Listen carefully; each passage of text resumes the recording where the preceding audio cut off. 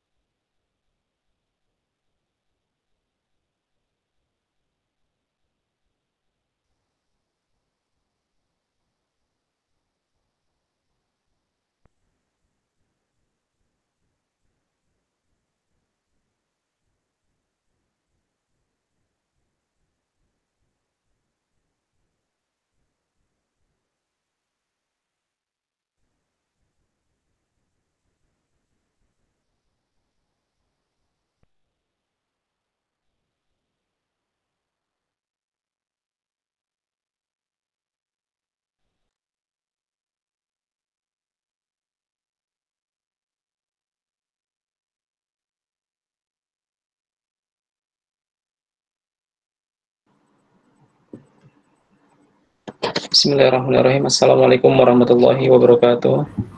Waalaikumsalam warahmatullahi wabarakatuh. Warahmatullahi wabarakatuh.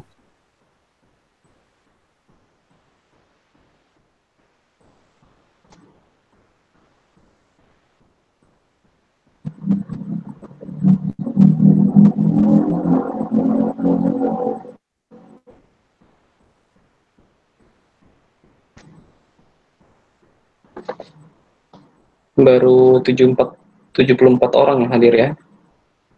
Saya lihat di grup ini kita itu ada 127 siswa, mahasiswa maksudnya. Berarti ini baru ada 60% ya. 60%. Yang lain ini pada kemana ini?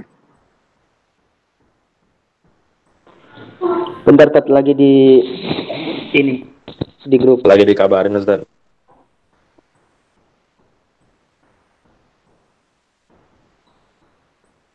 Sebelumnya kelasnya bukan di sini ya? Kelas pagi. Di sini, Tat, sama.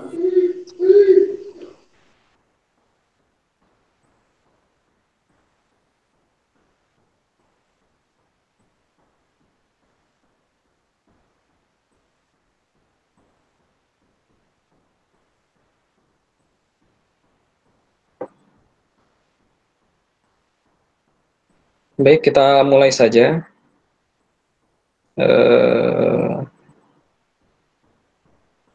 Dari ini belum semua ya kirim tugas ya.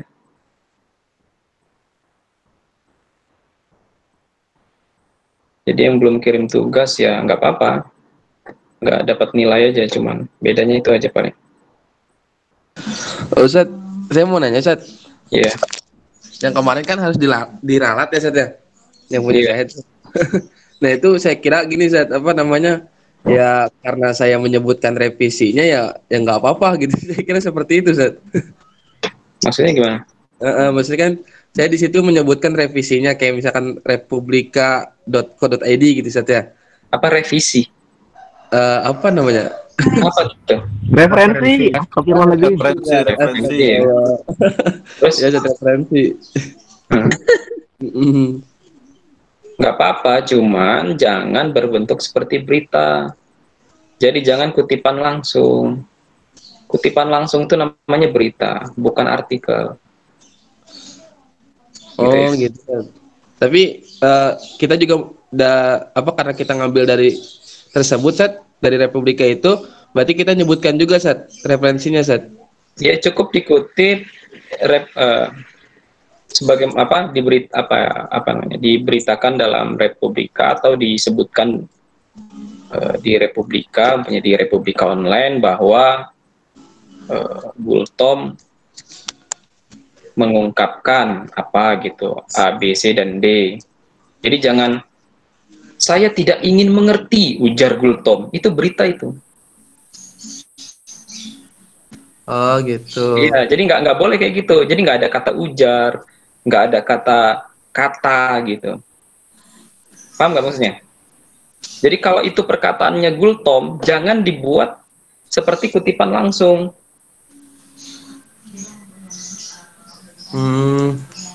Gimana? Jadi ya kalau misalkan kita bilang apa sih namanya, Coba diupload punya antum, coba. menanggapi gitu, Sat. Itu nggak ada ujar seperti itu, Sat ya. Saya menanggapi gini gitu, Sat. Tapi kita cara langsung aja gitu mungkin. Langsung aja, jadi nggak perlu saya. Kan udah dikasih, kan contohnya udah ada kan? Ya udah ada. Contohnya itu berapa kali tuh? Saya upload contohnya berapa kali? Berapa kali itu ada 3-5 kali kayaknya. Iya benar, Sat. Di situ nggak ada kan? Ada nggak kata ujar? Ada kata? Nggak ada. Yang ada menurut, begitu. Oh gitu, Sat. Beda kan? Karena kalau menurut dia kutipan langsung. Artinya dari ucapan orang itu ya sudah diolah oleh kita. Yang penting maknanya seperti itu. Ya kan? Iya, Sat. Nah, itu artikel. Tapi kalau dia kutipannya benar-benar langsung, nah itu namanya, nah ini, coba saya upload dulu. Iya, Sat. Sebentar, saya presentasikan ini.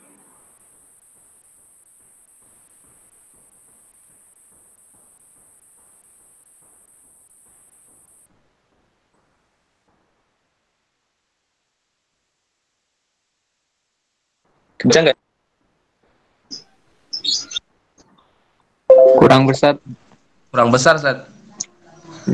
Harus dibesarin lagi.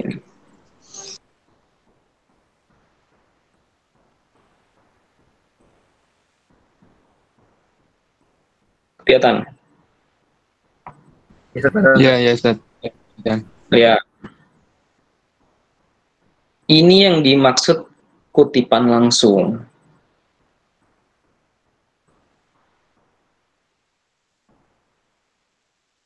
Paham? Ini orang yang mengatakan, ini perkataannya.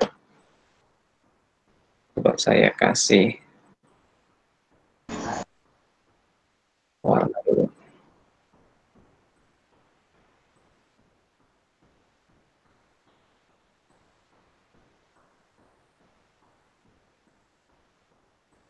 Nah, ini perkataannya.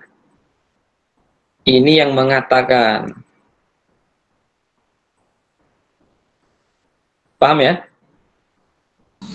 Iya, Ustaz. Halo? Iya, Ustaz. Nah, Jadi kayak kutipan. ini ada pada berita.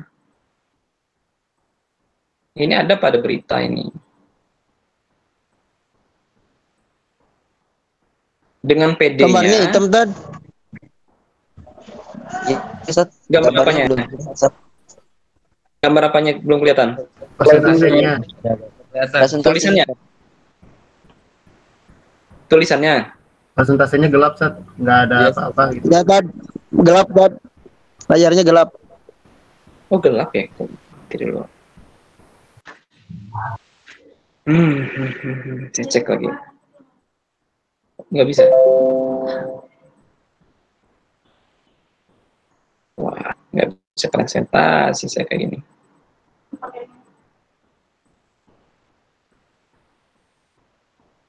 Ya, dihidupin. Mana tadi?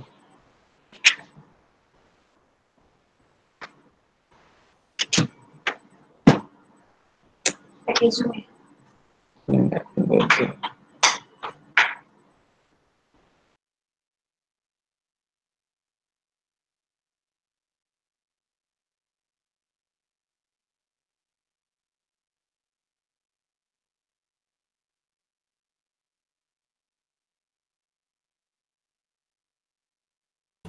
Bisa nampak, Sat.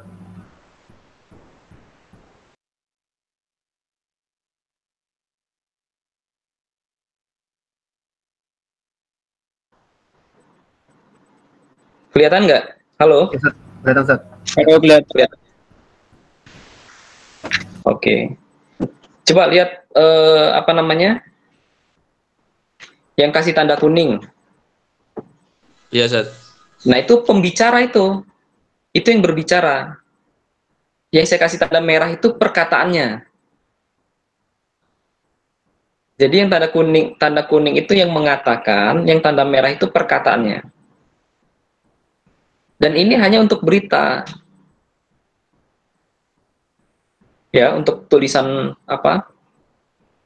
Untuk tulisan non fiksi, ini kategorinya berita. Cuman salahnya lagi bagi penulis, di situ dia dengan PD setelah melantik dan mengukuhkan pengurus DPW, ini seakan-akan dia yang datang ke sana di auditorium Gubernur Sumbar, gitu. Seakan-akan, mestinya dia tidak perlu menulis itu. Paham nggak maksudnya? Iya, Ustaz, paham. Gitu. Jadi ini murni berita, makanya saya bilang ini Kopas ya. Banyak yang berkelit itu. Wah, enggak, saya enggak Kopas. Ya Kopas ini. Ini Nurul Abis ini, antum nggak mungkin datang ke auditorium Gubernur Sumbar kan? Datang nggak ke sana? Datang nggak? Nggak mungkin kan? Nggak mungkin datang kan? Nggak mungkin. Ngapain antum ke sana? Hanya untuk meliput Said Aldi Al-Idrus. Jadi saya bilang itu Kopas. Betul nggak? Betul nggak? Iya kan? Ustaz, Ya. misalnya Ustaz, tulisannya gitu Ustaz.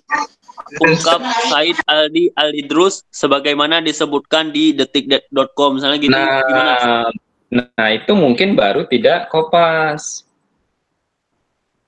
Mungkin itu tidak kopas, tapi tetap salah. Itu berita. Kalau mau bukan berita, jangan kutipan langsung. Gimana caranya?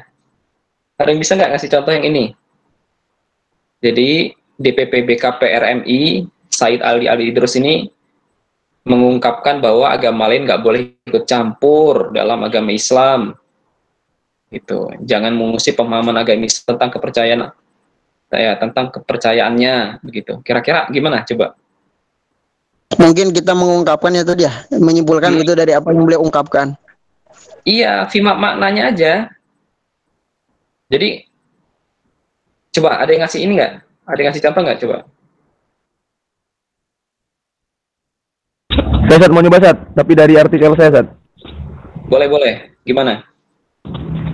Profesor Dr. K. Haji Hamid Fahmi Zarkasi dalam sesi wawancara dengan majalah Hidayatullah pernah mengatakan bahwasanya kehidupan antar beragama di Indonesia masih bisa berjalan dengan baik meski toleransinya tidak saling menghormati. Terus? Itu adalah yang saya dapat dari perkataan beliau, kemudian saya ungkapkan pakai bahasa sendiri. Jadi ada kata mengingatkan seperti itu, padahal beliau tidak berkata seperti itu. Ada nggak terusannya? Ada nggak kata-katanya? Ada lagi nggak terusannya? Tulisannya? Kemudian kan itu titik titik. Setelah itu enggak Sat, itu cuma segitu aja Sat, karena setelahnya pembahasan lagi. Habis setelah pembahasan lain. Ya. Ya begitu, kalau kutipan begitu, ya. Kutipan itu harus begitu. Kutipannya tidak langsung kalau kita menulis artikel. Jadi nggak boleh ada ujar, siapa tadi namanya? Apa tadi? Ungkap Said Aldi, atau ujar Said Aldi, atau apa gitu. Yang dia ada tanda petik, 2 di sini, koma, kemudian nama orangnya ditulis di situ. Nah, ini namanya kutipan langsung. Gitu ya. Apalagi di sini ditambah lokasi di mana orang itu diwawancarai, berikut tanggal, hari, dan waktu. Wah, ini komplit, ini benar-benar berita ini, gitu. Ini benar-benar kelihatan banget kan, bukan bahasa sendiri, kelihatan banget bukan bahasa sendiri ini, Pak. Iya betul. Jadi pas saya bilang ini kopas ya, dengan PD-nya enggak, gitu ya saya ya udahlah nggak apa-apa lah, bilang enggak juga nggak apa-apa. Saya cuma ngasih tahu aja gitu. Saya enggak ini, karena nggak mungkin kan. Logikanya antum datang ke Padang, logikanya gitu kan? Enggak kan? Enggak. Kecuali saya tahu antum itu wartawan. Nah, baru saya bilang, kapan datang ke sana? Gitu. Pertanyaan saya nggak bilang kopas. Pasti saya bilang, kapan antum datang ke sana? Gitu. Atau saya bilangnya, siapa yang meliput? Nah, mungkin begitu. Bisa jadi dia tidak datang, tapi rekan kerjanya yang meliput. Begitu. Oke? Ini cuman apa namanya, mukadimah aja. Kita masuk ke materi. Ada pertanyaan nggak sebelum kita ke materi? Yang pandangan Islam dan pandangan penulis itu apa maksudnya, Ustaz? Gimana? Kan ada kemarin tuh salah satu mahasiswa yang menulisnya menurut pandangan Islam, terus setelah itu dia di bawah lagi menulis menurut pandangan penulis. Iya, itu buat apa sih itu? Saya nggak paham itu. Itu maksudnya apa? Ada yang bisa ngasih jawaban nggak itu? Ngasih alasan nggak itu? Maksudnya apa itu? Saya masih belum paham itu. Apa bedanya menurut kacamata Islam dengan menurut kacamata penulis? Apa bedanya di situ? Mungkin kalau kacamata penulis dan menurut pemahaman dia gitu. Kalau kacamata Islam mungkin menurut syariatnya seperti apa hukumnya gitu, Ustaz. Terus apa serta-merta dia bilang bahwa itu menurut kacamata Islam itu bukan pandangan dia? Wallahu alam. Betul nggak? Betul nggak sih? Karena di situ ada kata, ada menurut saya juga di mana? Di Orang Islam. dia di kacamata Islam itu ada menurut saya juga. Coba baca, punya kawan-kawan yang ada kacamata Islam. Ada menurut dia sendiri gitu. Jadi apa yang membedakan antara menurut kacamata Islam dengan menurut kacamata dia sendiri? Tolong beritahu saya di mana titik bedanya. Gitu. Di atas disebut dalil, di bawah disebut dalil. Apa bedanya? Gitu ya. Berarti yang pas langsung kacamata Islam aja gitu, Ustaz. Nggak perlu, udah kita tulis aja. Karena saya mintanya, coba antum tanggapi. Jadi tanggapi aja. Jadi antum mau kacamatanya siapa, pakai aja. Nggak usah dipisah-pisah gitu. Karena antum sendiri belum punya kemampuan membedakan mana kacamatanya siapa, mana kacamatanya siapa. Iya. Betul nggak? Betul, Ustaz. Betul, Ustaz. Masih coba-coba. Nggak perlu gaya-gayaan punya kacamata orang lain. Gitu. Karena antum sendiri nggak tahu udah punya kacamata atau belum. Ya kan? Oke. Ada lagi nggak sebelum kita masuk materi? Ustadz, berarti mayoritas dari kita teman-teman mahasiswa masih nulisnya berita, Ustadz, ya, bukan artikel. Sebagian besar berita, pure berita. Tapi ada 1-2 yang tulisannya saya lihat udah bagus. Artinya sudah, saya rasa kayaknya udah punya bekal menulis gitu. Ada yang di level pertengahan, ada. Artinya dia bukan berita, tapi masih curhat. Gitu, ada. Dia nggak berita, dia ungkap Jono, nggak ada. Dia nggak nulis begitu. Tapi masih, kayaknya sih ini begini ya, kayaknya begitu ya, menurut saya. Nah, masih kayak gitu. Terus ada yang masih emosional gitu. Dasar, nah, masih ada kata-kata begitu. Saya tekankan lagi, kalau kita nulis artikel, coba jangan bawa-bawa emosi kita.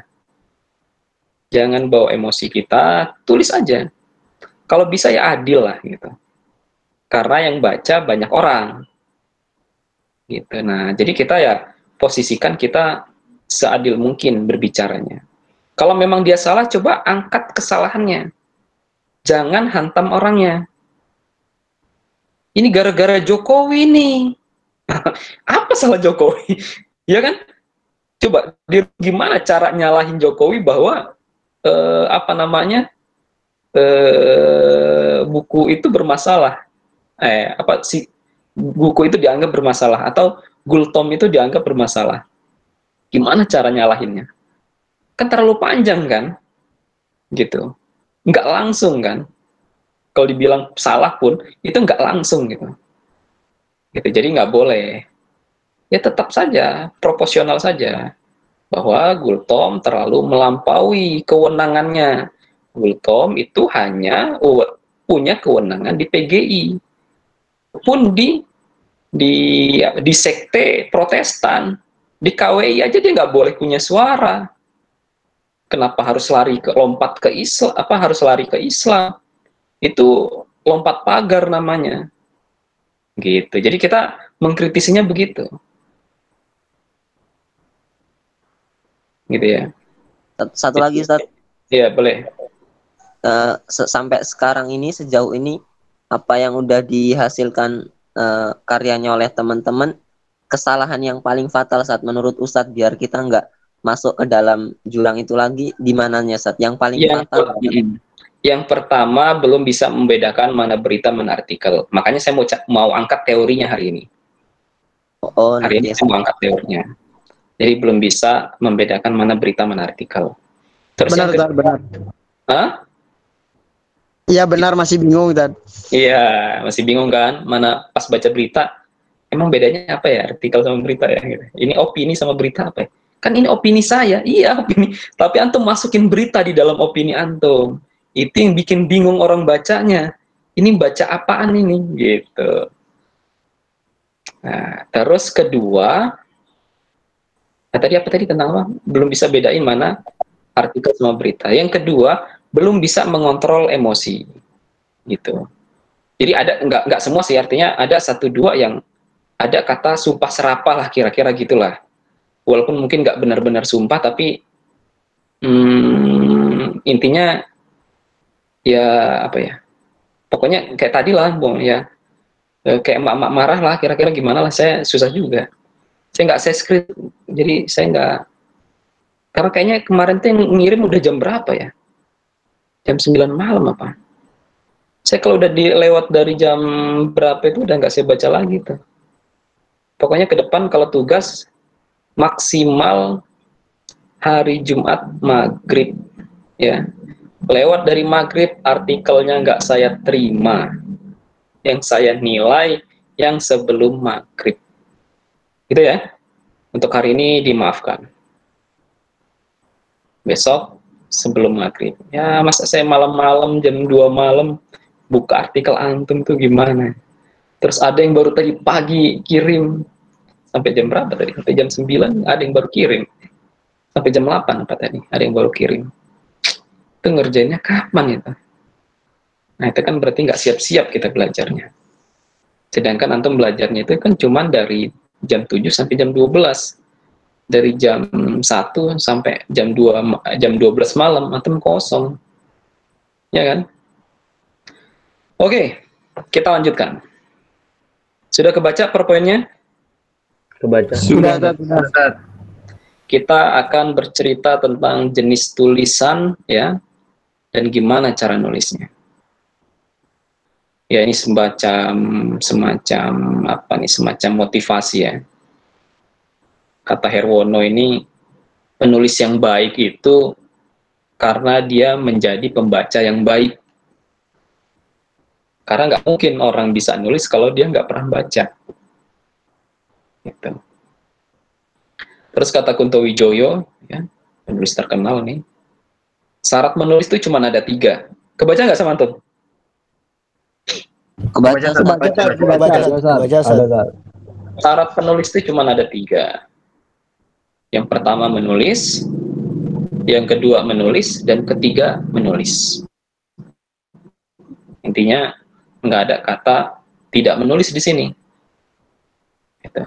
Jadi kalau saya nggak bisa menulis, ya nulis. Kapan saya harus mulai menulis? Ya menulis gitu. Gitu. Jadi harus dimulai tulisannya. Karena pas udah mulai nulis, antum baru ketahuan salahnya di mana. Jadi kalau antum baru cuman cita-cita, baru rencana, nggak ketahuan salahnya di mana. Kalau kata Mbak Helvitiana Rosa nih, dosen UNJ, Helvitiana Rosa itu saudaranya siapa? Siapa itu? Saudaranya Asma Nadia, Ustaz. Betul, saudarinya Asma Nadia. Mereka ini kalau wajahnya agak mirip-mirip soalnya. Kata Mbak Helvi ini, menulis itu mudah. Tapi gimana caranya agar tiap huruf itu berarti dan bisa membuat pembaca bergerak ke arah yang lebih baik tanpa kita gurui. Itu kata Mbak Helvi. Kata-katanya enak ya. Nah, cuman dalam juga ini. Karena nggak semua kita itu bisa merangkai kata-kata yang enak gitu. Itu yang paling rumit. Kalau cuma nulis gampang sebenarnya. Yang susah itu gimana tulisan kita itu enak dibaca. Karena untuk enak dibaca, kosakata kita harus banyak. Dan harus bisa menggabungkan antara kata satu dengan kata yang lain sehingga dia enak dibaca. Tuh. Terus jenis tulisan itu ada 3. Ada tulisan fiksi, ada tulisan non-fiksi, ada tulisan faksi.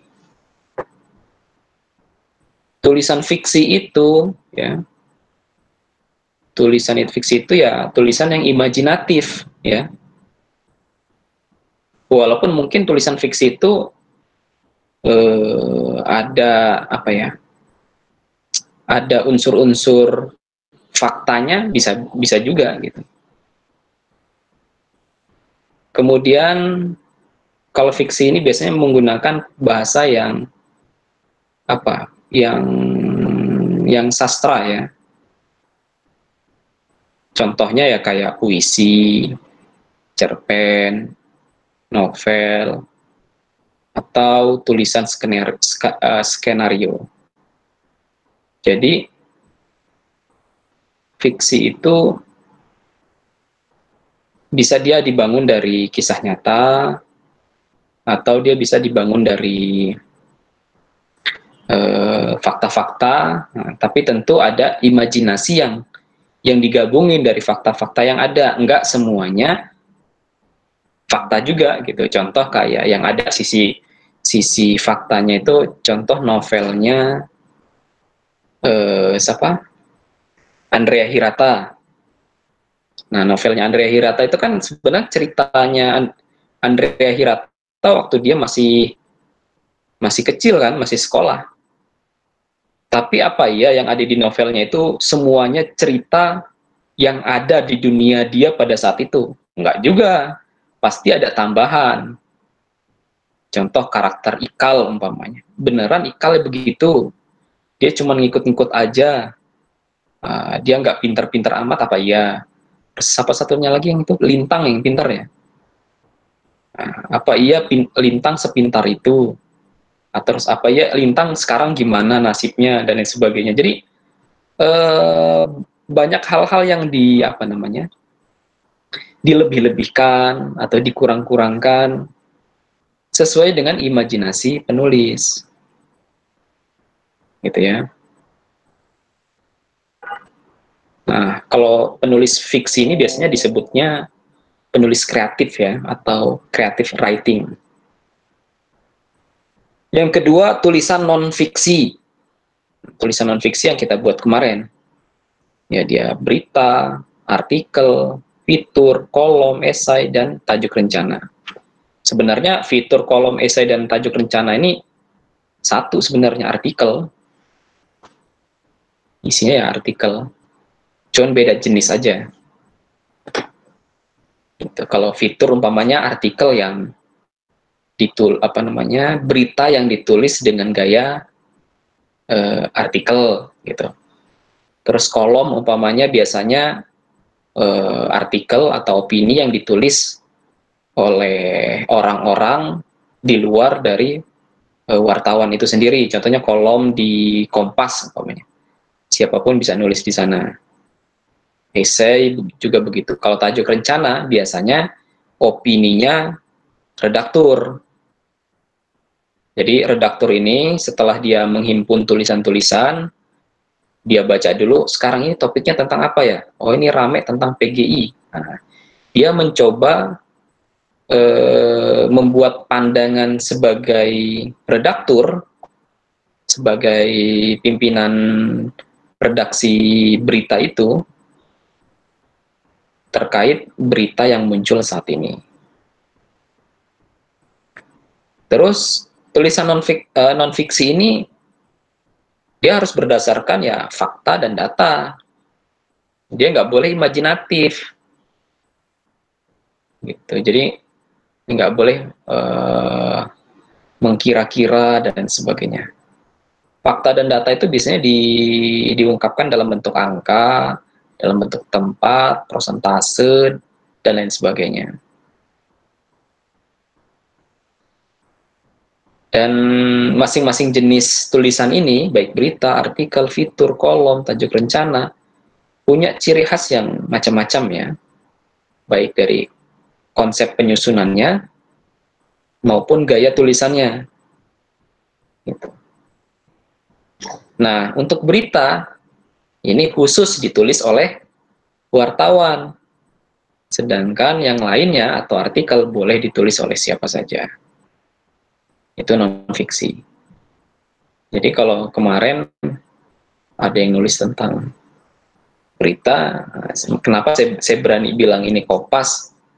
Saya bukan nuduh. Cuman saya tahu antum bukan wartawan. Gitu. Makanya saya bilang ini Kompas dari mana ini? Atau ini Kompas ya? Karena antum bukan wartawan. Kalau antum wartawan, antum nggak kuliah berarti kan? Gitu. Terus yang selanjutnya tulisan tulisan faksi itu ya fakta tapi imajinasi lah gitu kira-kira. Tapi nggak imajinasi juga. Artinya ada nuansa imajinasi dalam menyusun fakta itu. Contohnya apa? Menulis biografi. Biografi kan isinya kan fakta kan, tanggal lahir kan nggak boleh dikira-kira. Nggak boleh nulis lahir di atas awang-awang, nggak mungkin. Nah, gitu. Atau lahir tanggal 31 bulan Februari. Nah, itu nggak mungkin itu. Harus berdasarkan fakta. Ya lahir ya sesuai tanggal lahir. Nama ya sesuai dengan nama. Tempat lahir ya gitu. Pendidikan atau sekolah. Nah, cuman kalau faksi dia ada nuansa ceritanya. Ada nuansa imajinasinya. Umpamanya siapa namanya di sini? Irman punya. Irman adalah anak pengembala yang dilahirkan dengan susah payah punya 11 tahun yang lalu, tanggal 9 Februari 2016. Nah, jadi ada nuansa fiktifnya kan? Iya, ada nuansa fiksinya kan? Tuh. Jadi tidak membosankan, menggunakan bahasa populer, isinya mengalir. Jadi kalau CV itu kan datanya atau faktanya CV. Nah, gimana caranya CV ini dibuat biografi? Itu faksi namanya. Itu biografi itu salah satu jenis faksi. Antum tahu CV kan? Tahu profile kan? Tahu. Tanggal lahir, kemudian riwayat pendidikan, riwayat kerja, terus apa lagi, pengalaman, skill. Nah, jika antum buat biografi seseorang, contoh ada datang tokoh ke antum nih, datang Khairul Mutakin, tolong buatkan biografi saya ya, ini CV saya. Kan dia ngasih data ke antum. Jadi ketika antum nulis, antum cari data lain yang bisa menunjang supaya imajinasi antum tidak liar gitu. Kalau terlalu liar dan aneh-aneh, nanti ya nggak suka lagi. Gitu, umpamanya siapa? Muldoko, umpamanya yang lagi rame sekarang. Muldoko lahir di Magelang, tanggal 19 Oktober 73. Nah, itu datanya. Nah, tapi antum diminta untuk nulis biografi tentu nggak begitu, gitu. Dilahirkan dilahirkan dari kedua orang petani ya di desa Magelang, seorang anak bernama Muldoko yang 70 tahun kemudian menjadi Panglima TNI dan menjadi orang kepercayaan Joko Widodo. Kan begitu kan? Gitu. Terus selanjutnya apa lagi nih? Oke, sebelum lari ke sini, ada pertanyaan? Berarti sejarah itu masuk di faksi ya?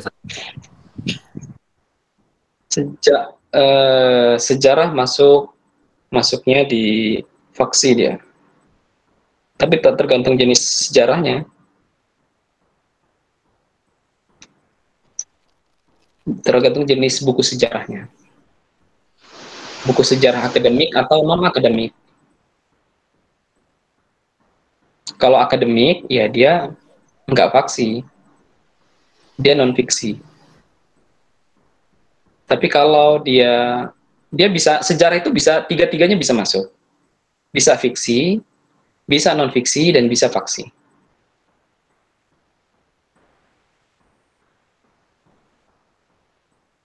Oh ya, terima kasih. Ya. Pernah baca novel tentang Nabi Yusuf? Novelnya belum, Ustaz. Ada atau ya novel-novel siapa ya? Laila Majnun? Kira-kira gitulah ya, tahu lah ya. Iya, Ustaz. Nah, faktanya ada kan, fakta tentang Laila Majnun ada kan? Oke, Wali Songo, gampangnya. Ya. Wali Songo faktanya ada kan? Ada. Ada. Nggak bisa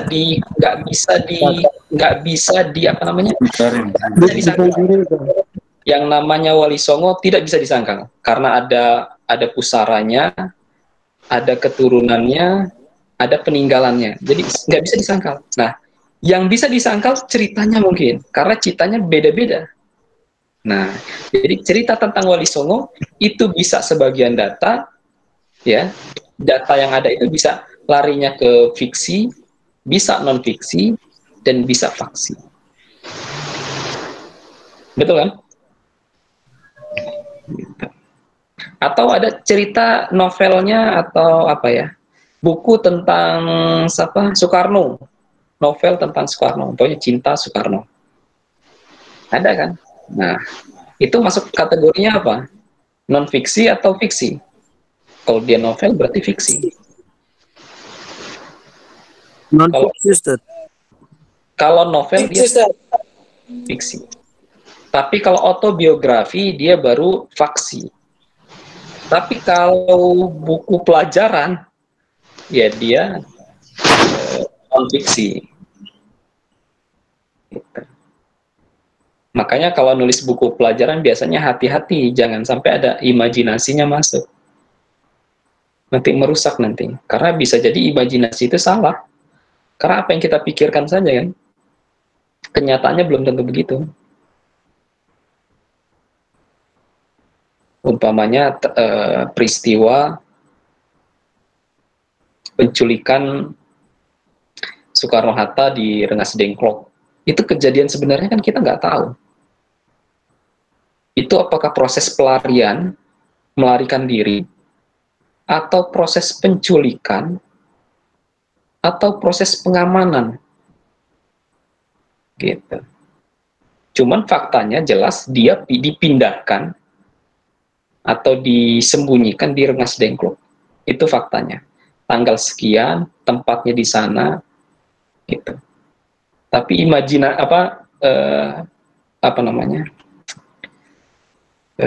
imajinasinya gitu ya, atau realnya itu seperti apa, nah itu yang nggak bisa ditangkap. Jadi orang bermacam-macam persepsinya, diimajinasikan seperti ini dan seperti itu.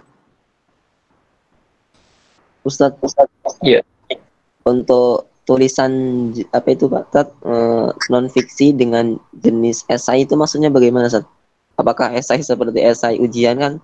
Enggak sepertinya, atau gimana Ustadz? Oh enggak, esai itu biasa artikel. Oke, saya rinci lagi ya. Nanti ada di sini. Sebelum ke situ nanti kita bahas. Ada pertanyaan sebelum ke situ? Ustaz, apa bedanya antara fiktif dengan fiksi? Itu udah dijelasin sama Rocky Gerung. Ada lagi nggak? Fiksi sama fiktif. Ada lagi nggak selain itu?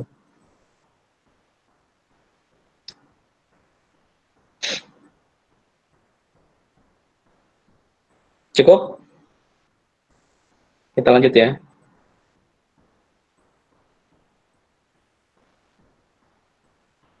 Nah, contoh dari fiksi itu, pertama cerita pendek, yang kedua novel, 3 drama, keempat puisi, dan lain sebagainya. Yang semuanya ini, itu nuansanya imajinatif. Cerita pendek bisa cerita sang pengembala. Ceritanya mungkin bisa dari fakta ya, tapi tidak semua isi cerita itu fakta. Karena hampir semuanya mungkin fiksi. Ada cerita Malin Kundang, ya, ada novel, ada drama, ada puisi. Begitu juga drama, semuanya fiksi. Walaupun mungkin ngambilnya dari fakta, ya, ngambilnya dari beberapa data.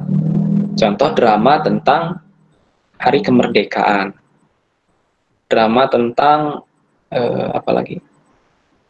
Ya, tentang Hari Pahlawan. Itu kan ngambil dari data-data yang ada kan, pokoknya ngangkat ceritanya Panglima Sudirman. Panglima Sudirmannya ada, dia panglima, gitu, dia hebat.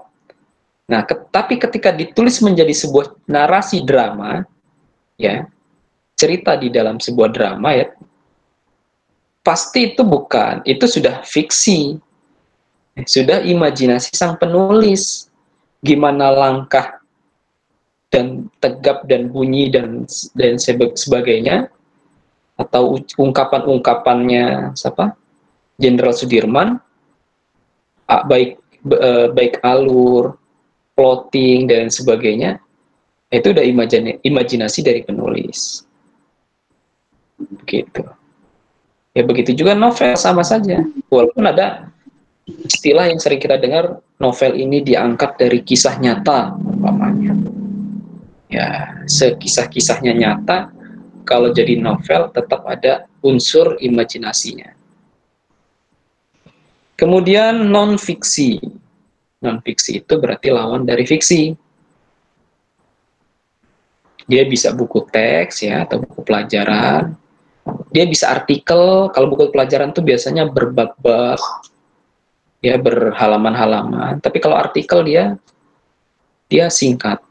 Jadi dia satu tema. Kayak antum nulis makalah lah. Itu satu tema. Nah, artikelnya ada beragam macamnya gitu. Dia bisa artikel ilmiah dan artikel non ilmiah. Artikel ilmiah itu ya yang yang aturannya ketat gitu ya. Seperti nulis referensi. Nulis referensinya ada aturannya. Kalau artikel biasa, ya nggak ditulis aja referensi, tapi tidak perlu mengikuti aturan yang ada. Cukup bilang, sebagaimana dikutip dari Kompas, nah udah cukup gitu saja.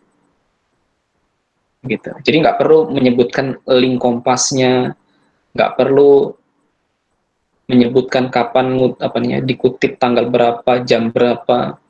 Nah itu artikel ilmiah namanya. Atau kita ngutip dari buku, ya, atau dari jurnal. Kalau artikel ilmiah harus ditulis bukunya, judulnya apa, penulisnya siapa, di halaman berapa, penerbitnya siapa, diterbitkan di mana dan tahun berapa. Tapi kalau artikel biasa nggak perlu, cukup disebutkan umpamanya menurut Didin Hafizuddin dalam bukunya Membumikan Al-Quran, umpamanya begitu.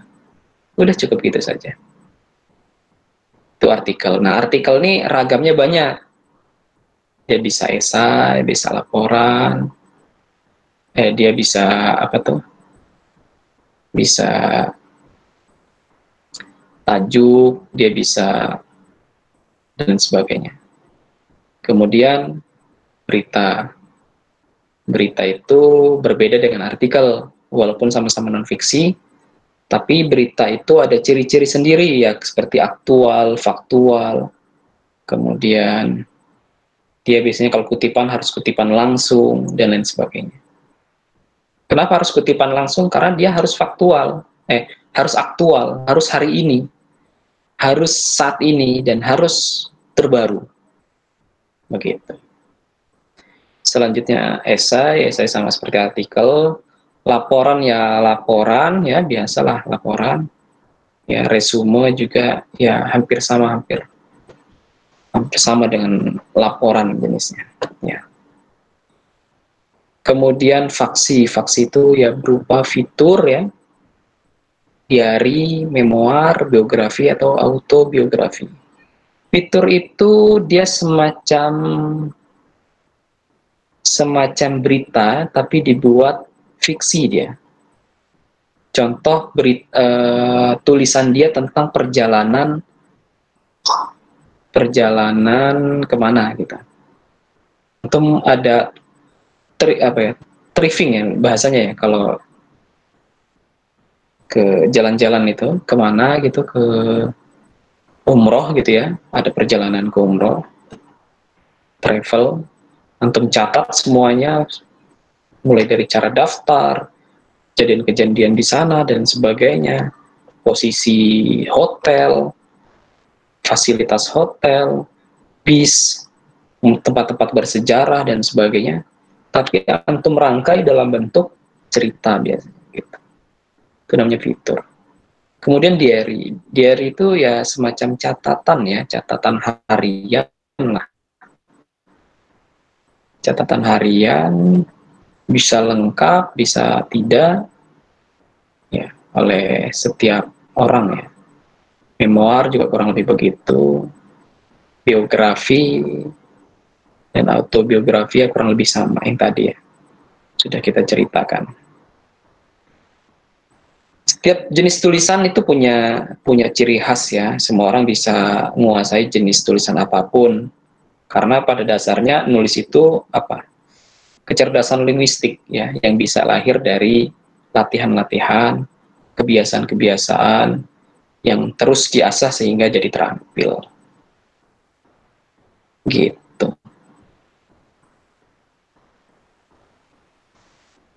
Ada pertanyaan dari jenis-jenis tulisan tadi?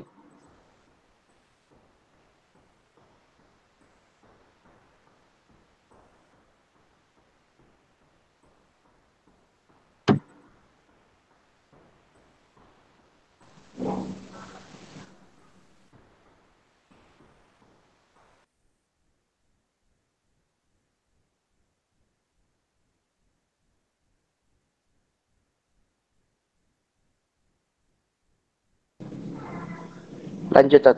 Nggak ada kayaknya.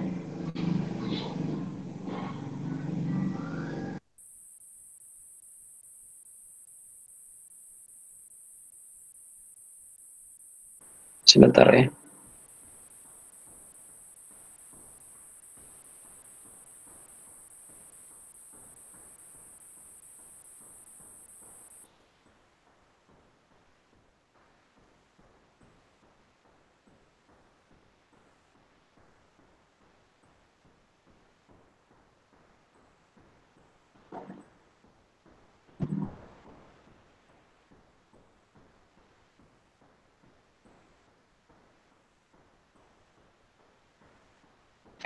Saya coba cari jenis berita dulu, coba di Detik.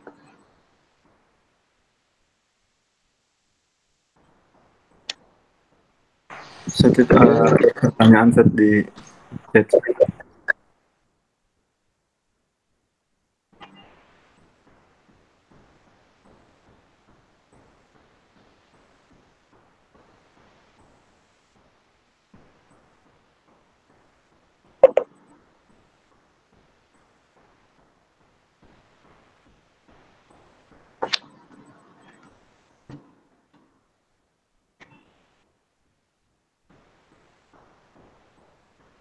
Apa bedanya resensi sama wawancara ya? Antum sudah tahu resensi belum? Belum, Ustaz. Belum, Ustaz.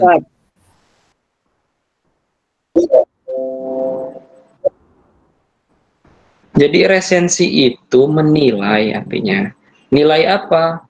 Nilai karya orang lain. Itu resensi. Belum, Ustaz. Kalau wawancara ya nanya. Gitu. Jadi wawancara itu metode. Ya, wawancara itu metode. Kalau resensi itu produk. Makanya saya bingung di pertanyaannya kok begini. Gitu. Tapi nggak apa-apa. Resensi itu produk, sama kayak tadi. Berita produk. Metodenya bagaimana? Bisa wawancara. Artikel produk. Metodenya gimana? Boleh juga wawancara.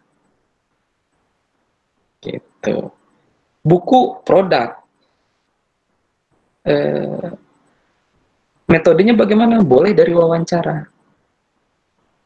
Ada kawanku dia nulis buku tentang perjuangan ulama siapa lah gitu ya, ulama Indonesia di Betawi, ulama Betawi ya. perjuangan ulama Betawi. Sumbernya dari mana? Dia sebagian besar sumbernya wawancara. Dari anak-anaknya, dari murid-muridnya yang dia temuin. Dan tentunya dari beberapa tulisan-tulisan tokoh itu dikumpulkan. Tapi sebagian isi tulisannya itu hasil wawancara. Jadi wawancara itu metode. Gitu ya. Jadi dulu saya cek dulu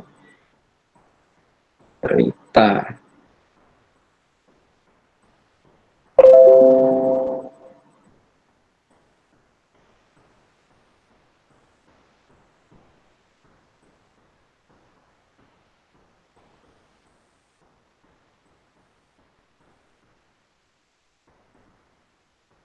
Ustadz, Ya,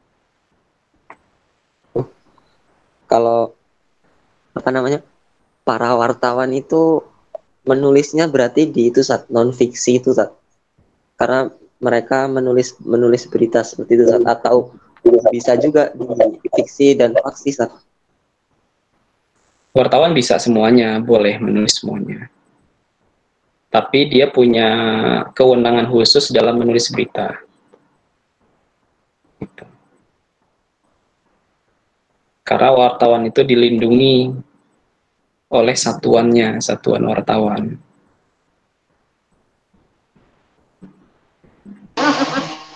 Jadi mereka itu ada semacam sertifikasi buat wartawan.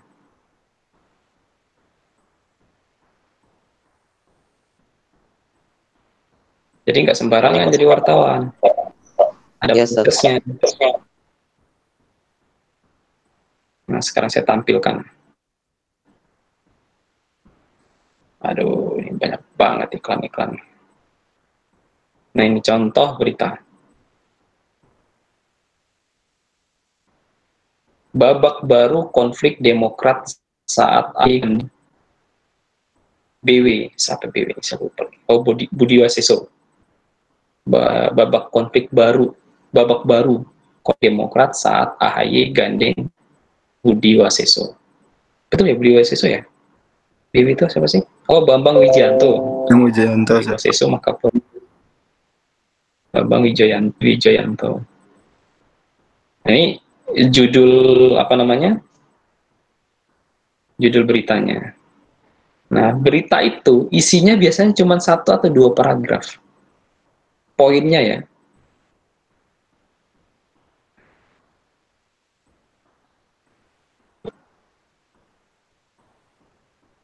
Lihat pola-pola berita. Lihat nih. Atau kebaca nggak? Yang saya kasih tanda biru nih. Baca, Ustaz. Kebaca, Ustaz. Kebaca, Ini namanya kutipan langsung.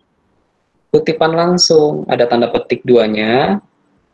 Terus di sini ungkapan petikan langsungnya nih. Ujar Kepala Badan Komunikasi Strategis atau Bakomstra.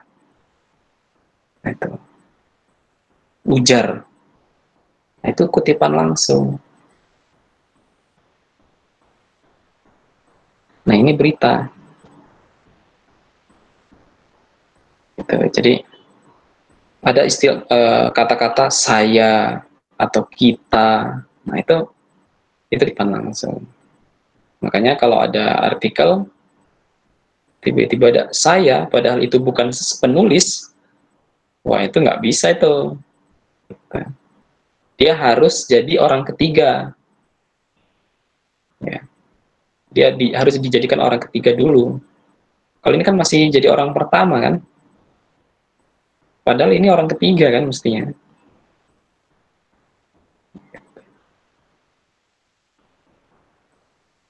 Kalau kutipan langsung dia jadi orang pertama. Total kuasa hukum di sini yang kami daftarkan ada 13 ya imbuknya. Nah, kutipan langsung. Tapi kutipan tidak langsungnya gimana?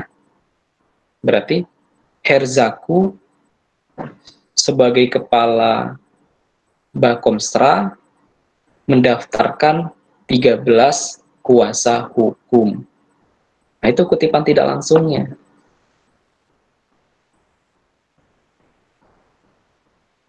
Gitu.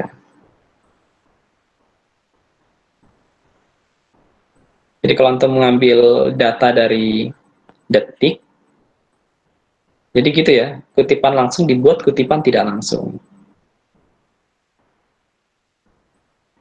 Paham ya? Halo? Ya, Halo? ya, Ustaz. Ya. Halo, Zat. Paham, Ustaz. Paham.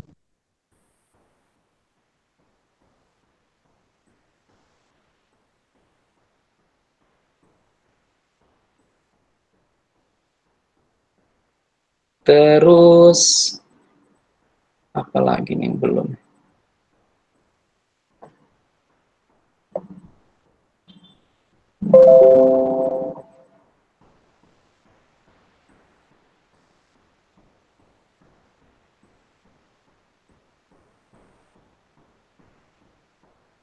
Kita kembali ke presentasi.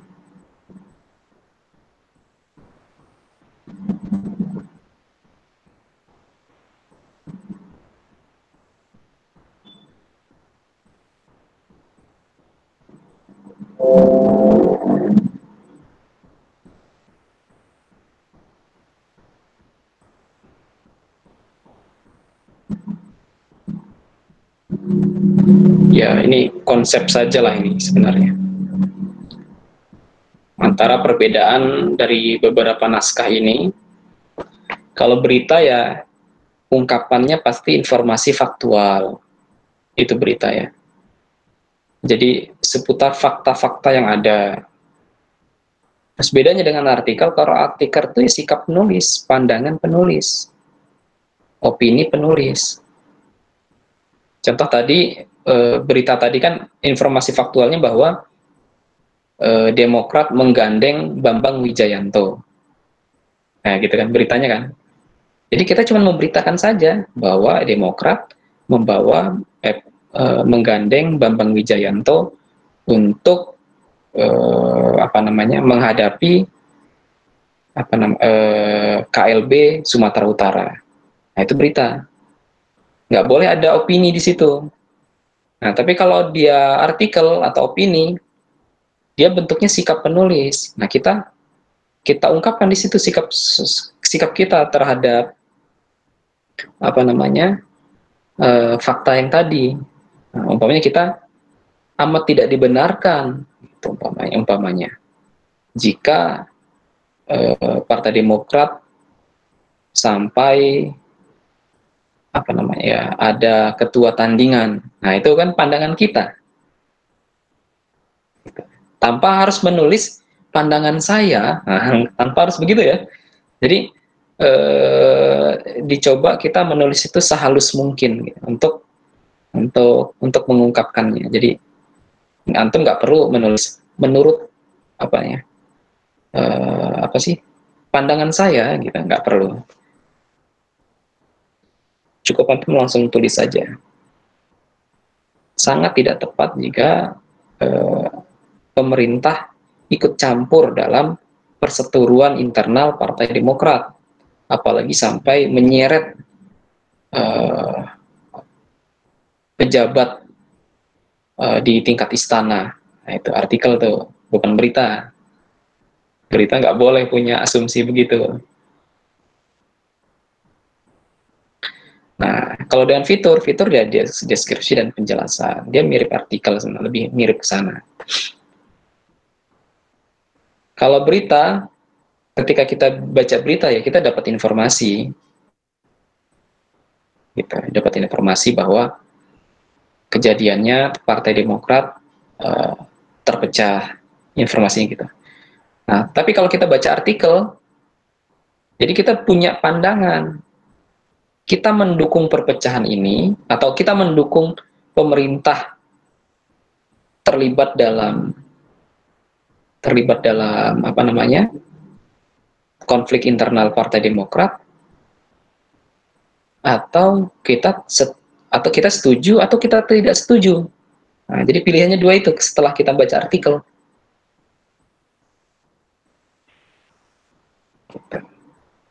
Kalau fitur ya kita jadi jelas dan paham.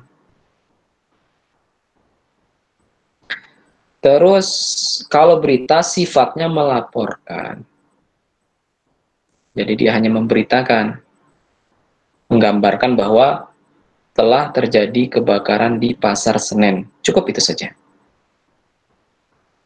Tapi kalau artikel tidak cukup dia melaporkan, tapi dia lebih mempengaruhi bahwa kejadian kebakaran di Pasar Senen ini penuh dengan intrik politik. Nah, itu biasanya artikel bahasanya gitu.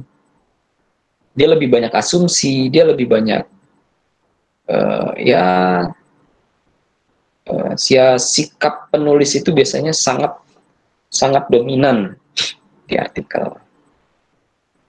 Jadi, nah bedanya sama fitur, kalau untuk seperti ini dia lebih menggambarkan ya cerita ya. Kalau berita, fakta yang diberitakan. Ya, kalau berita itu fakta yang diberitakan atau yang dibeberkan. Fakta yang diceritakan. Tapi kalau artikel, statement penulis yang diungkapkan atau teori penulis yang diungkapkan. Itu bedanya. Jadi artikel yang saya bagikan waktu itu, ya asumsi penulis itulah yang mencoba ditonjolkan.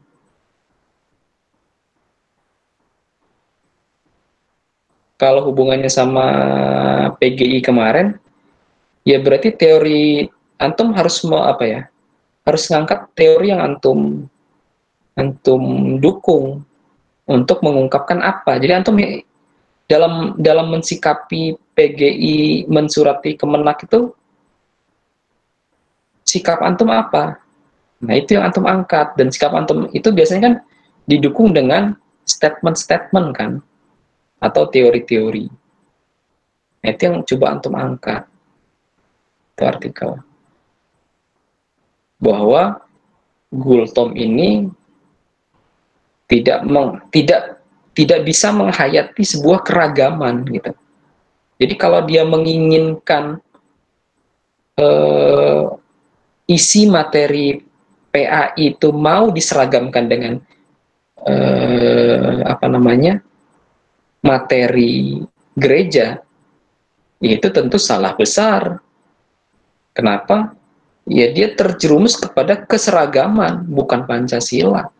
Kalau Pancasila itu kan menghormati keragaman, gitu. Menghormati keragaman, menghormati keyakinan yang disahkan oleh negara, yang disetujui oleh negara.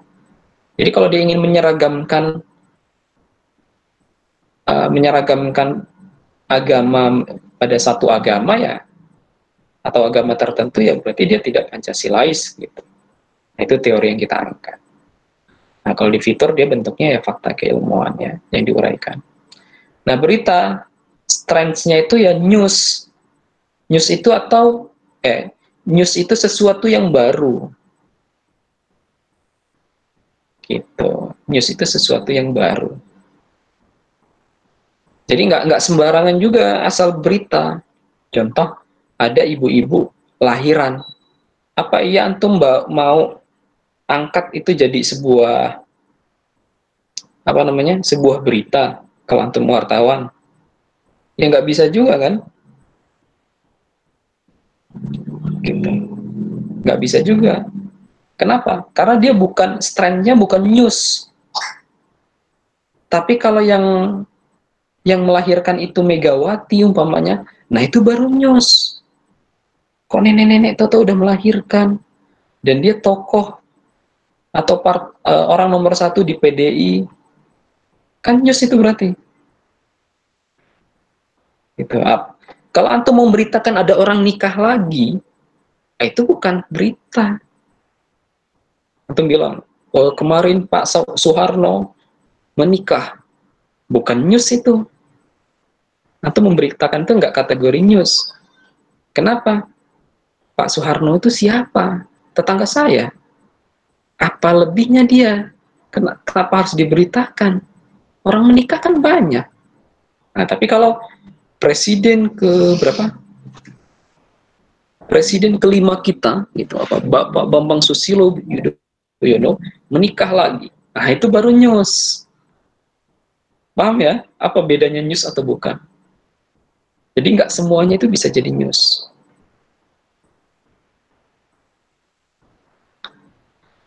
Nah, kalau artikel tuh ya opini kolom ya, tajuk. Nah, tapi kalau fitur tuh dia lebih ke paparan terkait pengetahuan lah. Itu kalau fitur. Ada pertanyaan?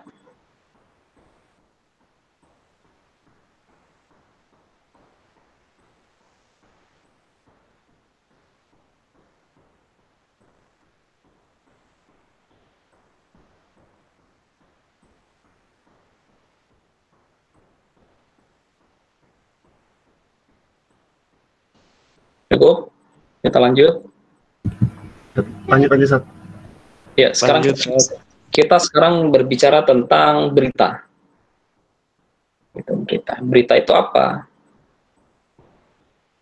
News value itu ya, atau nilai berita, sebagaimana diungkapkan di awal tadi, dia harus aktual. Aktual itu ya timelines ya. Dia harus hari ini, saat ini, atau kekinian. Kalau nggak kekinian atau saat ini, itu udah nggak berita itu. Antum ngangkat berita tahun 2012. Apa beritanya? Kan gitu. Nanti orang pasti nanya, apa beritanya? Karena bukan hari ini. Karena yang diberitakan itu hari ini. Bukan nggak boleh ngangkat informasi dari tahun 2012, tapi dia bukan berita, dia mungkin artikel. Paham ya? Jadi berita itu harus hari ini.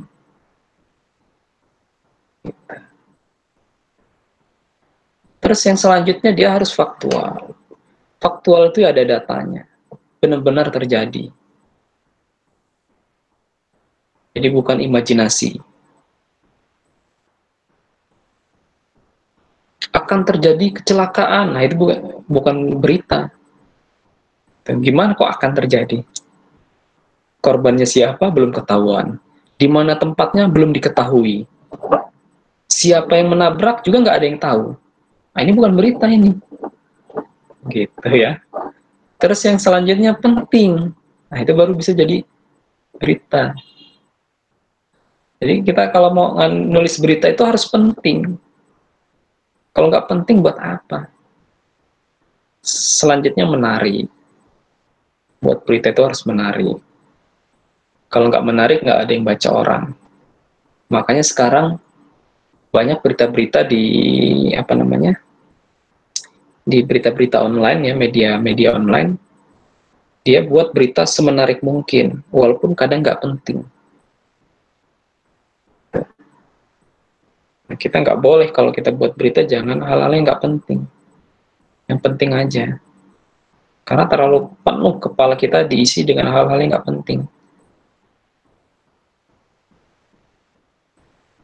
Cuman karena engagement, terus apalagi sih website itu ya, follower, viewer itu bisa datang karena menarik biasanya, sehingga para pembuat konten itu kadang membuat sesuatu yang menarik saja kadang, tapi nggak penting. Dan nggak memperhatikan impact-nya atau dampak. Nah, kita sebagai penulis berita harus tahu, kalau kita tulis berita ini dampaknya apa. Sebenarnya kita mesti belajar dengan penulis-penulis berita zaman-zaman dulu ya. Yang mereka itu ya, ketika menulis berita, mereka sudah memperkirakan ini akan terjadi apa. Bahkan terkadang sengaja dibuat berita tertentu supaya mendapatkan hasil tertentu. Gitu.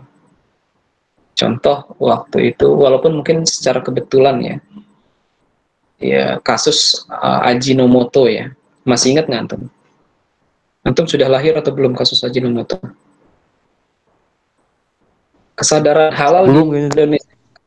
Kesadaran halal di Indonesia itu sangat rendah dulu ya, sebelum kasus Ajinomoto. Jadi orang-orang kaya khususnya, mereka kalau ke restoran ya ke restoran aja, cuek aja. Makan aja. Mereka nggak peduli ini halal atau haram. Ini piringnya satu sabun sama nyuci benda-benda najis atau enggak, mereka nggak peduli. Tapi sekarang orang peduli. Bahkan menjadi tren di dunia. Kalau antum tracking namanya, ke negara-negara lain ya, entah itu Cina, Thailand, atau mana, kalau antum mengaku muslim, antum diarahkan untuk wisata-wisata yang memang tempat-tempat makanan halalnya terjamin. Jadi mereka ada lisensi halal. Nah itu kenapa bisa terjadi? Karena kasus Ajinomoto itu. Jadi orang sengaja buat berita yang besar, walaupun mungkin Ajinomoto itu memproduk dari enzim babi itu mungkin sudah lama gitu. Atau ya mungkin dianggap sudah biasa, tapi ini harus dimunculkan, digembar-gemborkan supaya kesadaran umat terkait halal itu muncul. Gitu. Terus ya, kedekatan secara geografis maupun psikologis, keterkenalan, novelty, konflik, audience, unsur 5W 1H. Nah, ini juga harus penting juga ini. Bahwa saya kalau kita nulis berita itu harus diperhatikan itu 5W 1H-nya.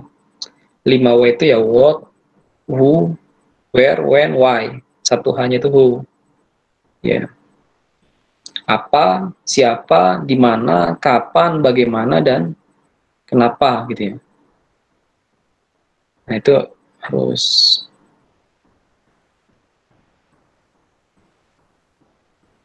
Kemudian ini terkait judul ya biasa lah ya. Tapi kayaknya perlu penting juga ini, antum judul, antum belum bisa membedakan mana tema, mana judul ini. Jadi tema itu beda dengan judul. Tema itu umum. Kemarin saya mintanya antum menulis temanya tentang ya tanggapan antum terhadap PGI terkait buku itu. Nah, tapi judul antum sama. Sebenarnya judulnya bisa beda-beda antum. Kayak ada beberapa teman antum yang nulis judulnya apa tuh? Pluralisme, bukan ya? Apa ya judulnya yang kemarin itu saya lupa. Ada beberapa yang judulnya nggak sama yang lain. Tapi isinya udah bagus gitu. Isinya bagus.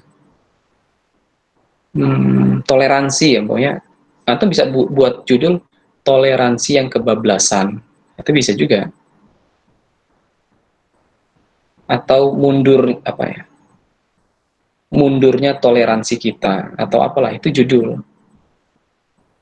Jadi harus bisa dibedain mana judul mana tema.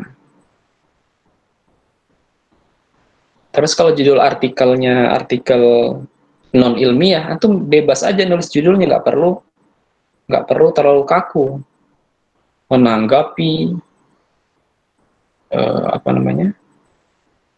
PGI terhadap buku PAI gitu. Nggak mesti sekaku itu. Kalau judul berita ya harus padat, singkat, jelas, dan isinya ya mencerminkan tentang berita yang dibawa. Sebaiknya kalimatnya aktif, jangan pasif, dengan kata kerja tanpa awalan. Bisa juga bentuk pasif kalau diperlukan. Jadi nggak kaku-kaku amat juga. Tidak boleh dimulai dengan predikat. atau kata kerja.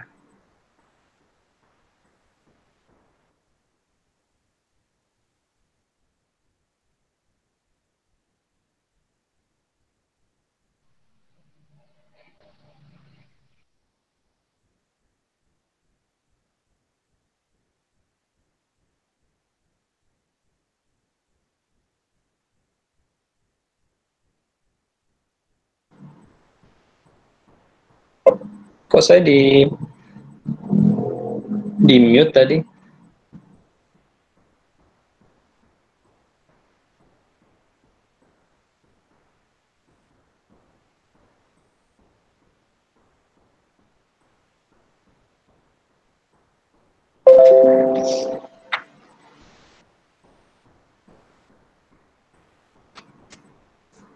Selanjutnya yang belum ini, bentuk penulisan. Bentuk penulisan itu ada macam-macam. Ada piramida terbalik, ada piramida biasa, ada lurus, ada jam pasir, ada berlian. Saya rasa ya bisa bisa berapa ini, 5-5-nya bisa bagaimana, tergantung bagaimana kita mengemasnya saja sebenarnya. Poin ini nggak penting-penting amat sebenarnya.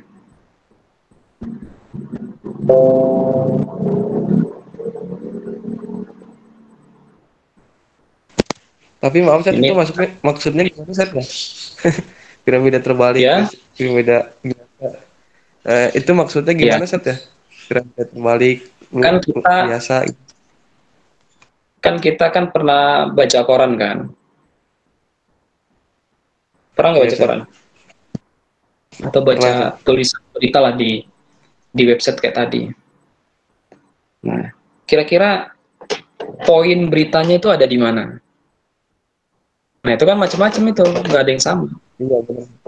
Tergantung penulisnya. Kadang penulis itu naruh poin berita itu di atas. Nah, selebihnya itu ya cuma tinggal apa ya?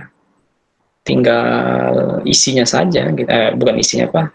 Tinggal bumbu-bumbunya saja. Gitu. Terjadi kebakaran di Pondok Cabe. 13 orang meninggal, 2 luka-luka, kerugian ditaksir 12 triliun. Biasanya cuma 1 atau 2 paragraf. Nah, paragraf yang lain itu sebagai penguat. Tim pemadam kebakaran disinyalir terlambat ini. Gitu. Terlihat warga sangat panik. Itu kan nggak perlu lagi, kita nggak penting lagi kan. Warga panik atau nggak panik itu nggak penting lagi. Terus apalagi suasana sangat mencekam, nggak perlu lagi kan. Karena yang ketika kita baca berita, yang penting kita poinnya apa, siapa, di mana, kapan. Udah itu aja. Partai Demokrat kisruh. Nah, itu tentang apa kan? Siapa yang kisruh? Partai Demokrat. Kapan kisruh? Nah, itu baru kita cari lagi, ada nggak kapannya? Di mana kisruhnya? Cari lagi di mana. Kenapa kisruhnya? Kita cari lagi. Nah, itu rata-rata ada di paragraf 1 kalau dia di atas, atau di tengah, atau di akhir.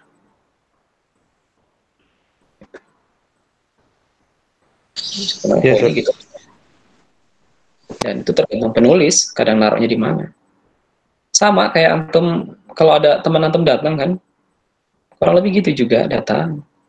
Ada teman kita datang, tiba-tiba langsung curhat.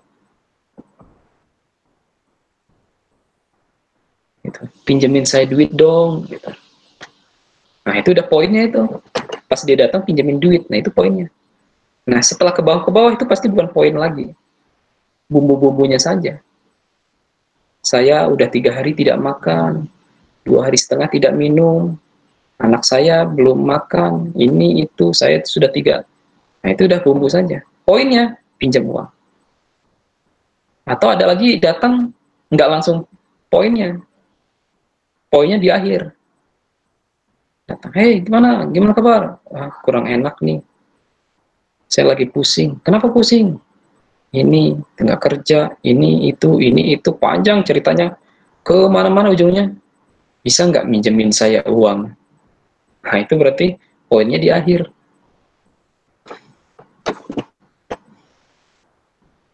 Gitu ya, paham ya? Iya, Ustaz. Sama sebenarnya Paham.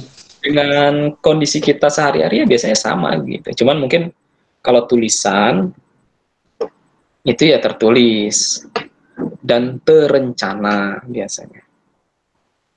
Tapi kalau kita lisan, kadang naluri, dia tidak terencana. Kayak antum mau minjem uang, antum bisa to the point langsung, antum bisa naruhnya di akhir.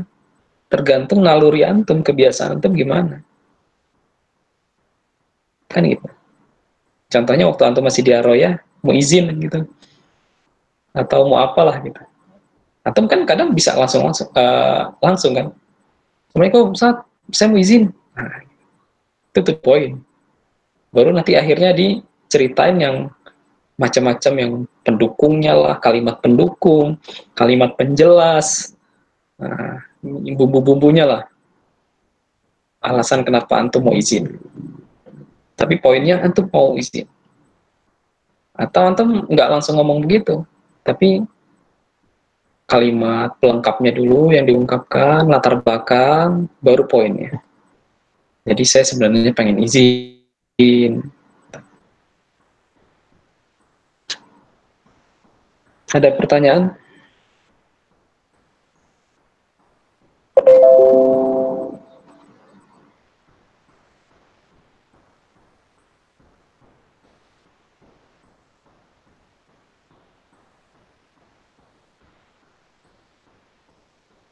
Dilanjut aja mungkin, Ustaz.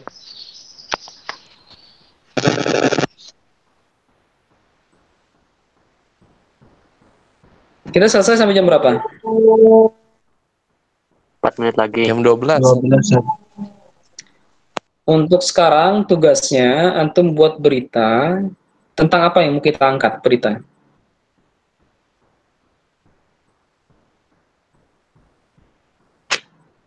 Berita ini terbaru tentang apa? Ada nggak nih?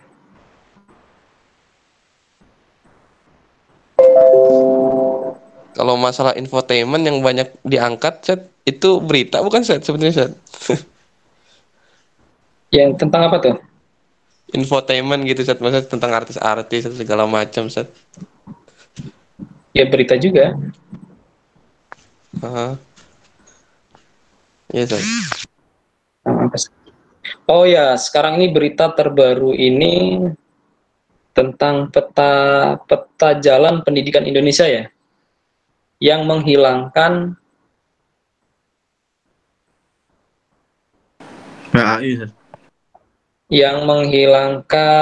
narasi agama di dalamnya ya. Jadi budi pekerti dan iya. budaya. Jadi agama diganti budi pekerti. Tetap antum nulisnya artikel aja ya, jangan berita ya. Karena berita gampang, antum nggak usah belajar juga bisa. Oke, antum saya minta temanya tentang itu. Judulnya bisa macam-macam. Judulnya bisa apa ya?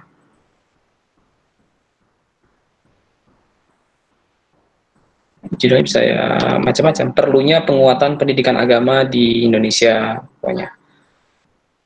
Atau mau lebih ekstrem lagi, judul menurut anda boleh saja. Umpamanya pentingnya Menteri Agama dari Hidayatullah, umpamanya. Itu boleh juga. atau perlunya Menteri Agama berasal dari Wahdah, gitu kan? Mungkin perlu juga antum menulis begitu. Artinya kan itu artikel opini. Antum sah-sah aja gitu. Tapi temanya tentang itu. Tema kita isinya tentang Kementerian Pendidikan, Nadiem Makarim, Sekarang ini mereka lagi buat peta jalan pendidikan sampai 2000 berapa? 2035 atau 2040 itu lupa saya. Nah, di dalamnya itu nggak ada narasi agama. Di dalamnya hanya ada narasi tentang budi pekerti. Dan bahkan isu-isunya pelajaran agama mau dihapus. Makanya itulah kenapa PGI berani nyuratin Menteri Agama, karena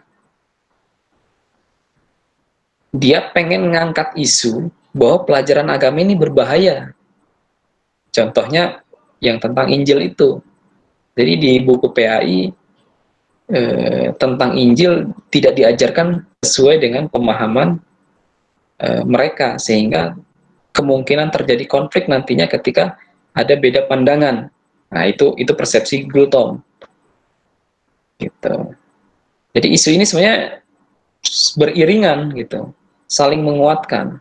Cuman karena ormas Islam terus bergulir, hari ini MUI sedang kemarin MUI sudah nyuratin Menteri Pendidikan, kemudian hari ini MUI ngasih paparan tentang pendidikan Islam di Indonesia, ya, pentingnya pendidikan Islam di Indonesia. Nah, Nadiem kayaknya udah mulai ketar-ketir nih, karena seluruh ormas Islam bersatu nuntut narasi agama di kementerian. Nah, itu saya minta untuk komentari tentang itu, buat artikel tentang itu. Judulnya boleh macam-macam, tapi temanya tetap sama.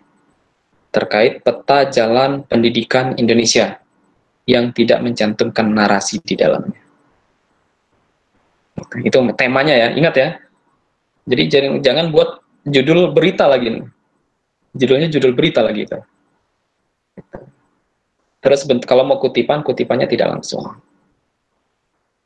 Oke, saya tunggu naskahnya paling lambat hari Jumat sore sebelum maghrib. Selebihnya tidak saya catat namanya. Oke, cukup? Ada pertanyaan? Ustaz. Ya. Ya, silakan. Mungkin diupdate Ustaz data yang udah ngumpulin dan yang belum ngumpulin, takutnya yang udah ngumpulin nggak baca. Jangan. Nanti antum tahu lagi yang belum ngumpulin siapa. Nanti antum ejek-ejekan lagi. Takutnya nama kita yang udah ngumpulin ya tertulis. Enggak, saya kan sudah saya data.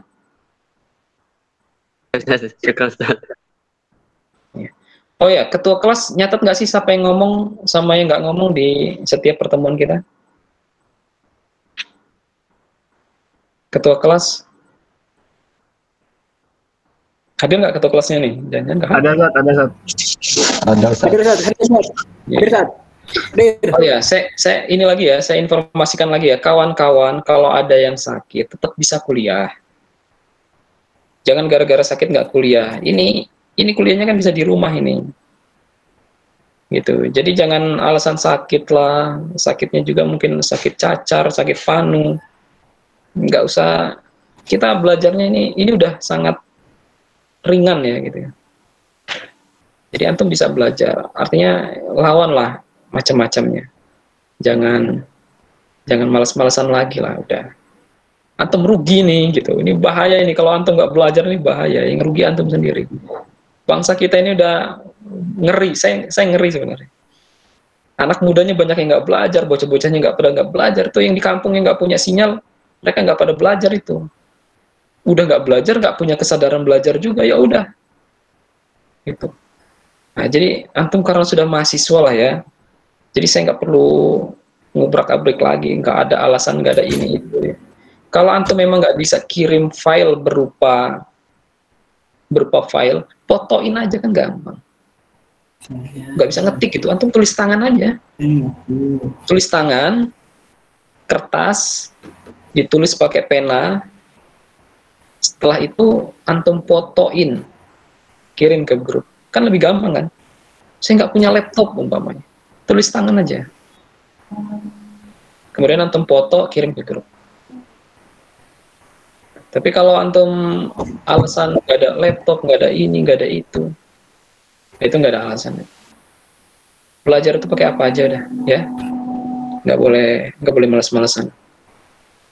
Mau jadi apa negeri kita ini kalau apa anak-anak mudanya udah nggak pada belajar lagi nih. Gitu. Jadi nggak perlu nyalahin negara mana. Kalau kitanya sendiri nggak siap kan ya mau nggak mau memang kita diambil negara lain. Jadi kalau antum nggak siap ya antum harus rela. Antum itu digantikan oleh orang lain. Gitu. Oke ya. Sudah azan di sini. Jadi terima kasih. Apa nih, Ustaz? Pertanyaan, Ustaz? Boleh. Itu yang anak catat, Ustaz, yang Allah di musyarakah, Ustaz, yang ikut-ikut gitu. Semuanya, Ustaz, meskipun dia bicara biasa doang, Ustaz, gitu. Atau yang bertanya terus yang ditanya menjawab atau apa gimana, Ustaz? Atau yang penting dia bicara? Kan ada yang bertanya. Kalau saya tanya berarti dia jawab. Gitu. Ada dia bertanya karena tidak tahu, ada dia bertanya karena memang saya minta untuk bertanya, ada dia menjawab ketika saya yang bertanya. Contoh saya bertanya, siapa yang mau ngasih contoh? Nah, tiba-tiba dia ngasih contoh. Makanya ini harus dibuka semua ya, wajahnya harus dibuka semua ini nggak ada yang perempuan, nggak ada yang akhwat, jadi wajahnya harus dibuka semua. Sebenarnya itu Ustaz mau buka semua sih, cuman ada beberapa yang menggunakan kuota, Ustaz. Jadi kalau kuota buka wajah semua bisa habis banyak, Ustaz. Makanya agak irit-irit gitu. Ya, Ustaz. Iya kan? Hari pertama kemarin pas laki-laki semua Ustaz, udah dicoba. Oh gitu. Cuman ada yang kehabisan 1 giga lebih. Makanya itu. Memang kita belajarnya efektifnya via Telegram tuh aja biar agak lebih murah. Jadi antum kalau saya di sini saya habiskan ngoreksi antum, nah cukup saya, gitu. Antum nggak cukup juga belajar 1 jam, gitu. Jadi kita lebih fokusnya belajar mandiri, kita belajar di Telegram, di grup. Nah di sini ya saya ngasih teori dan saya ngasih ngoreksi dan antum kalau nggak puas tanyanya di sini. Kalau di grup kan agak susah juga ngasih jawabannya. Saya juga kadang ngetiknya kebanyakan repot juga. Oke, terima kasih dari saya. Mohon maaf kalau kata-katanya tidak tepat. Assalamualaikum warahmatullahi wabarakatuh.